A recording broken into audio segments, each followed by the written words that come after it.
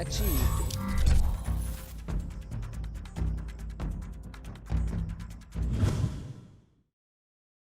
What is up, everybody, and welcome to Studio de Jeffrey, where today we will talk about the Cowboys practice from this morning, newsworthy things from that, as well as dipping into the mailbag, where you guys know, especially my Tinas out there, you 19%ers who are subscribed and have the notifications turned on. We're 19.8%. We're teetering on the edge of getting some 20s, some twins, and I'd rather say that than Tinas. So, yeah, we got some stuff to get to today. Make sure you are doing your part today, by the way, to bring peace, love, and equality to the world, okay? Do that. Appreciate you. Okay, let's go through practice. So, practice is very limited in terms of the number of people that can go. We're fortunate enough as a station at 105.3 The Fan, the home of the Cowboys, to have not only our insider Mike Fisher there, but Brian Broaddus has been going to practice as well. So today on the show, you can hear Broaddus's takeaways. What I like to do is just peruse what other people have said. Dave Hellman at Hellman DC on Twitter is a great place to go for the notes. So what I want to do really is just go through Dave's notes. He's my homie. He doesn't mind. And what some of these things mean for the Cowboys. And then we'll jump into your mailbag questions. How about that? Let's see. He started off by saying it sure felt like the Dallas defense bullied the offense a little bit today, and we'll start there. There's a reason for that. The reason for that is the offensive tackle depth is worrisome. Without Tyron and Lyle Collins out there, I don't love what they have now. If you want to look across the league, I saw Vach Lombardi mention this on Twitter, and it's why I don't freak out about the Cowboys' offensive line. Broaddus is talking about, there's uncertainty at center and left guard, right? I encourage you to look through the 32 teams in the NFL, and you're going to find a lot of offensive lines that would be really happy with your offensive line, even if you were missing a starting tackle. So the Cowboys are going to have a good offensive line, but they are struggling without Tyron Smith and without Lyle Collins being in the full speed part of full contact practice. They're struggling. And the defensive ends are getting the better of them, and that's okay. Excuse me. Okay, so Dave notes it starts with the pass rush. He said, this is as miserable as Dak has been in the pocket in a week or so. Charted sacks by Everson Griffin, Bradlee Anae, Tank, and Van Der Esch, as well as a couple from inside pressure. And what happens in these situations? Bad throws. So if you want to freak out about Dak, feel free. You can do whatever you want in the comments. It's cool. We're all friends here. But what I want to point out is the name that keeps popping up. Look, Everson Griffin is a really good player. He's been this is Garrett here. He's been a really good player for a long time, and he still is. Turn on his tape from a year ago, and you're going to see Everson Griffin is still, that's a grown man. He's a double-digit sack threat this year for the Cowboys, especially with Tank on the other side.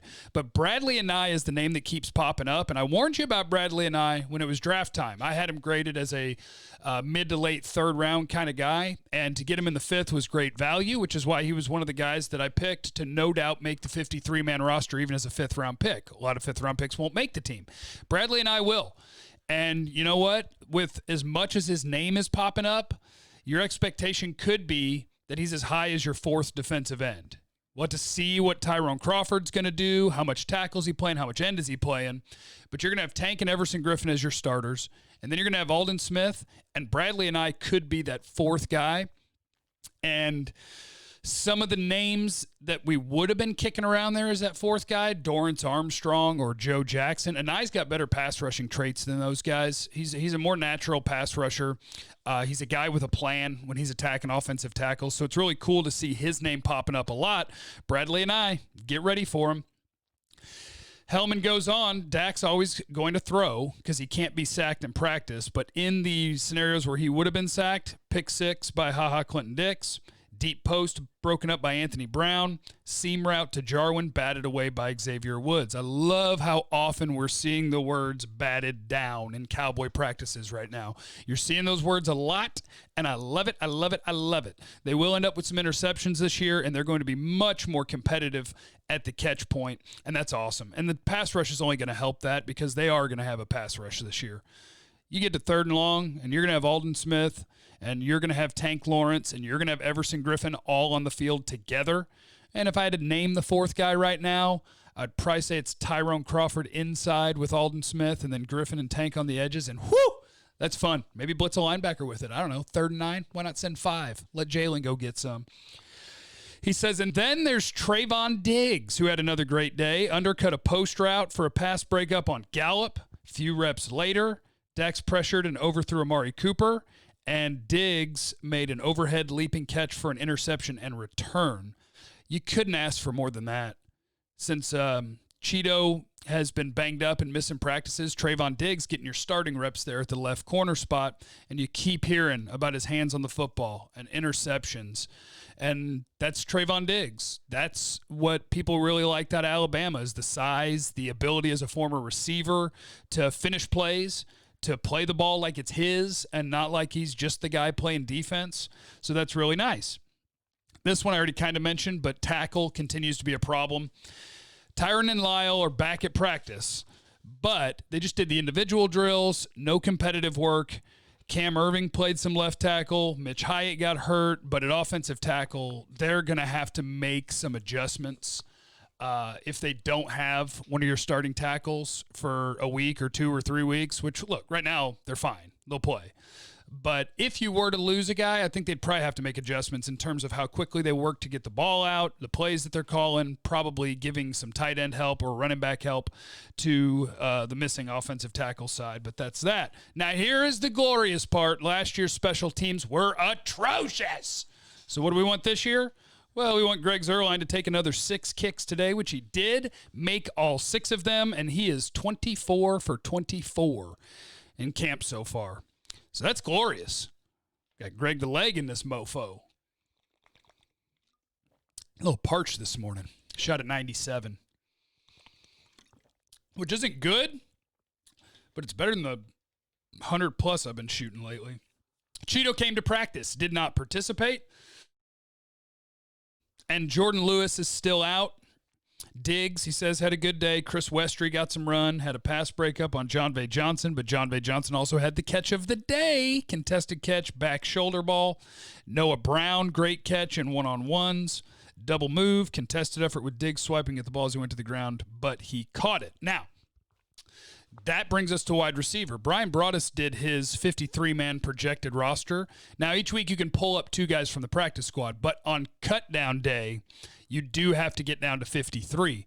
I think I'll do mine tomorrow. I'll do a projected 53-man roster. But at the wide receiver spot, I want to go here because he talked about Noah Brown making a nice catch. Interestingly, what's his name? Is it Aaron Parker? Sorry, top of the head, don't have the roster pulled up. The Rhode Island kid. Broaddus picked him to make the roster. And I'll predict for now that they'll keep 6 wide receivers. And my top 4 is pretty easy. We're hearing a lot of good about Cedric Wilson, so you pencil him at 4 behind Amari Cooper, Gallup, Lamb. I would go Cedric Wilson. And Noah Brown, I always kind of pictured as a Garrett guy, and without Garrett, maybe he doesn't have a spot on this team, but we just keep hearing good stuff about Noah Brown. So I'll put Cedric Wilson at 4. Devin Smith is the guy I haven't been hearing a ton about. Parker's got a chance.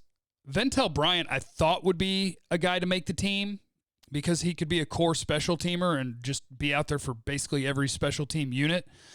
For the moment, I'm going to go Cedric Wilson 4,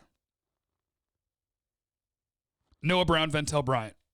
And it could easily be Devin Smith, Aaron Parker. We'll just keep updating. We'll keep updating because different guys seem to be popping up in each practice, making a bunch of plays.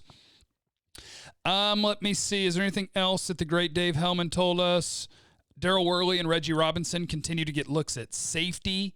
So let's just see what happens at that strong safety spot, even though McCarthy wants his safeties to be interchangeable, and Xavier Woods is that. He can play the box. He can play lurking on the crossing routes. He can play over the top.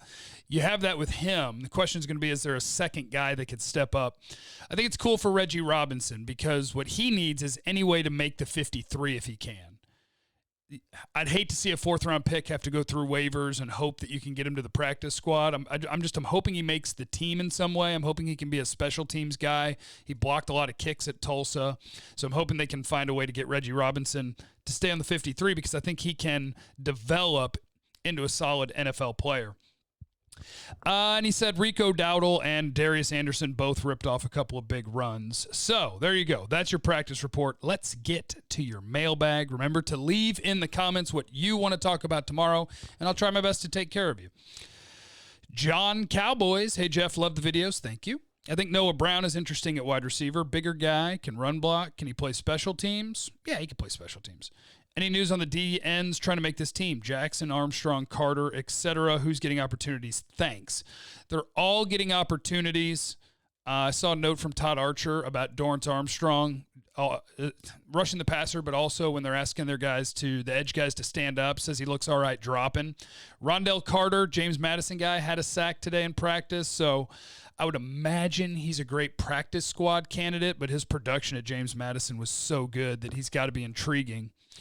Trey Rutherford, what's your score projection of the Week 1 matchup versus the Rams, and what do you think CD's stat line will be for his NFL debut? That's fun. I think the Cowboys are going to beat the Rams. Give me 31-24. Rams are a wild card this year because last year Jared Goff didn't become a terrible quarterback and Sean McVay didn't become an idiot. They just couldn't keep an offensive line healthy to save their lives. They played like 3 or 4 different guys at 3 or 4 different spots throughout the year. But they're also a team that ran into cap trouble and is having to kind of make space. So I don't know what to think of the Rams. I think they could win as many as 10 games and as few as 7, but I think the Cowboys are going to beat them. And I'll say that CeeDee Lamb has 1 carry for 8 yards, 5 catches, 76 yards and a touchdown. Let me see here. Tommy Thompson, Mavs-related question. How do you feel about Morris stepping on Luka's ankle and said he didn't do it on purpose, then said he didn't know he had a hurt ankle, which was the exact one he stepped on? He's full of crap. The dude has intentionally kneed a guy in the head that was on the ground. He's smashed a dude in the face with a ball. That's the kind of player he is. If he were on the Mavericks, I'd probably be a big fan. I'd say, okay, that's your kind of tough, do some of the dirty work. But, yeah, I mean, that wasn't the only play where he tried to hurt Luka. He also went up underneath him on purpose on a three-pointer. Watch the way that he synced up his steps. He did a little shuffle step on his right foot to make sure he had the right reach with his left foot to get to Luka's ankle. Yeah, he did it on purpose. I don't think he'll be suspended or anything because he'll have plausible deniability, but that was 100% on purpose. Gibson, hey, Jeff, what are your thoughts on Robinson being tested at safety? Did that. Chris Keating, I'm confused with Earl Thomas. So are we in for him or not? Jerry confused the hell out of me with his comments. Yeah, me too. He left the door open. I think what Jerry did with his answer on Earl Thomas is he wanted to remind everybody that it's up to me and I'm in charge. And I bet that right now in that building, Jerry wants to sign Earl Thomas. I have no doubt about that whatsoever in my mind. But based on his answer, I think what's happening is Mike McCarthy's telling him, can we just look at what we've got in camp? We got some corners we want to look at there to play some safety. You know, let our guys work at it, and I'll get back to you. And I think Steven and McClay probably don't want Earl Thomas. The way this works out is if Jerry makes the move unilaterally, or if they absolutely hate what they have at safety, and you get Earl Thomas, you call him up and you say, here's the deal. Nobody wants you. Everybody's terrified of you right now. Here's the terms we'll take you on. $0 guaranteed. 1 year with 16 weeks. You could go as high as $8 million. I'd go as high as $8 million because for 16 games, that's $500,000 a week. And the way I would do it is you have literally nothing guaranteed. You get that game check for every game you're active for. So if we don't like the locker room fit, if you're not showing up to work, if you're late, whatever, you get something that you got to sweat out every day at practice and we want to cut you, we owe you nothing. That's the Thomas deal. And heck, maybe it could be with the whole league out on him. Maybe you could do even better than that. Maybe you could do like $250 would be $4 million. What's the difference? Splitting the difference of $375 is 1 year, $6 million, nothing guaranteed, something like that. That's how it happens. Joe Nino.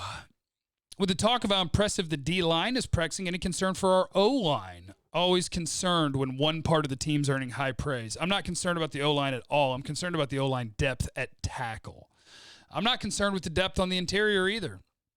I think if Connor McGovern has to play, I got no problem with that. Right now, it's going to be Joe Looney and Connor Williams, center left guard. But if McGovern has to play, I got no worries there. If Biotish has to play, okay, I think you can get by with that. It's the tackles that I worry about. The Lunatic, he says 22%er in my heart in honor of the GOAT, but also a 19%er. Great work as always, Jeff. Thank you. With all the camp secrecy, how big an advantage will the Cowboys offense have and for how long into the season? Because NFL defenses are the fastest learning organisms, period. They will have an advantage. Teams with a new coach, if you're doing something different offensively, which I think the Cowboys are in terms of the personnel packages they're going to use, the formations. A lot of the plays may be similar, but I think that they're going to be lining up in ways that they haven't a lot in terms of who's on the field and what they do pre-snap. There's absolutely an advantage. If you heard the show yesterday, I was talking about the Bills GM. He was talking about how hard it is right now because teams love cut-down day, right? If a team has too many guys at a spot and they cut a guy and you're like, all right, sweet, we had our eye on him. Let's pick him up. We'll take him. Teams don't know what the hell to do with that right now because the way that they're studying other teams' practices is through what Dave Hellman tweets and what Brian Broaddus says on the radio. It's the Bills GM. He said it. He said our pro personnel guys normally would be going through the tape of all these preseason games. Instead, we're assigning them to teams, and what they do is they monitor the Twitter activity and who people are saying looked good in practice. So that's all they can do.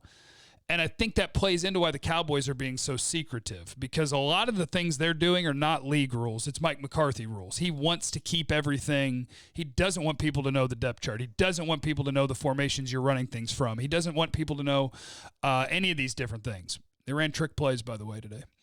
And it's good. I think that is an advantage. Now, how long does that advantage last? 2 or 3 weeks. But just don't be predictable, and you'll be all right. All right, I appreciate everybody for watching. I appreciate you being here with me. I legitimately love every one of you. Remember, love is not finite. You don't run out of it. So give some to everybody today, all right? I love you. Wait, where's my mouse? Because I have to hit the stop recording button. Who's here at 1643? Love you. Bye.